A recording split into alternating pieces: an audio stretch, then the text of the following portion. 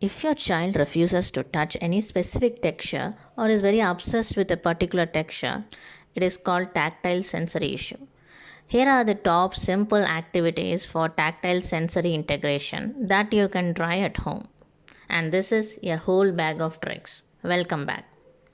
Soak some clothes in water and spread them on the floor. Make your child walk through it. If your child refuses to do it, you can try it with mild hot water. As a next step, sprinkle some rock salt over the wet cloth. Make your child walk over it. Then pour a lot of salt in one area and make your child stand on it for a few seconds. Spread out the rock salt on a plate. Let your child play with it.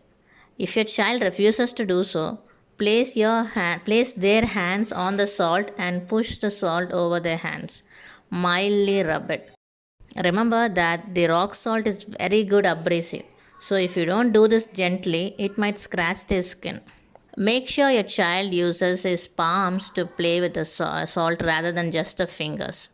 If not, ask them to transfer the salt from one plate to another with just one hand.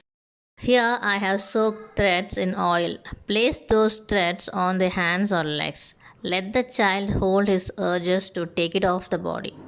If you want to take it to the next level, you can do the same with thread soaked in dosa batter. Hide some thread in a plate of rock salt. Let your child find them. It is a very good visual sensory activity and tactile sensory activity. Any form of finger painting or palm painting is a good sensory activity. However, instead of free play, wherein the child can do whatever they want with the paint, give them an objective. Here she is making dots along a line. You can also go for collage work. Instead of using papers, it is best to use sandpapers or glitter papers. Those kind of papers have a rough texture on one side and a smooth one on the other. Squeezing paint out of cotton is also a very good tactile sensory activity.